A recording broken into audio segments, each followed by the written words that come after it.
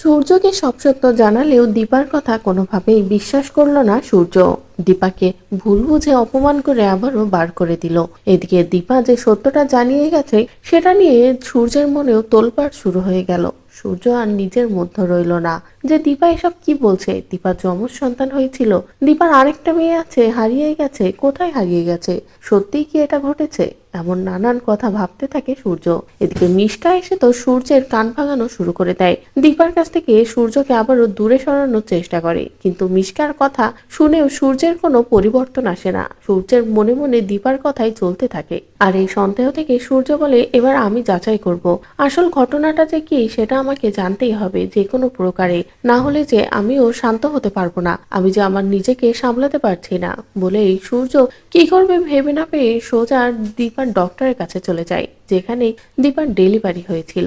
সেখানে গিয়ে সূর্য নিজের পরিচয় দেওয়া মাত্রই তো ডক্টর খুশি হয়ে যায় যে তার মানে দীপার হাজবেন্ড এসেছে দীপার খোঁজ খবর নিতে। এই বলেই ডক্টরও কোনো কিছু না ভেবে সূর্যকে সব সত্য জানিয়ে দেয় যে হ্যাঁ, ওই রাতে দীপার ডেলিভারি করিয়েছিলাম আমি নিজেই। দীপার 2 সন্তান হয়েছিল, যমজ 2 মেয়ে হয়েছিল।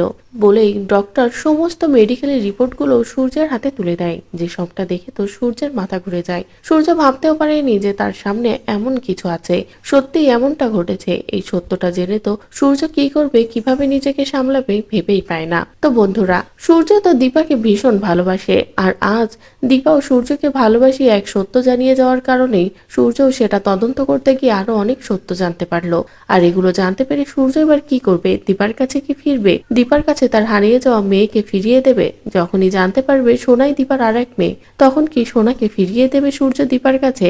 এমনকি সূর্য নিজেও দীপার কাছে ফিরবে? আর সত্যি এমনটা ঘটলে সেটা দেখতে তোমাদের কেমন লাগবে কমেন্ট করে জানাও। পরবর্তী আপডেট পেতে চ্যানেলটি সাবস্ক্রাইব করো।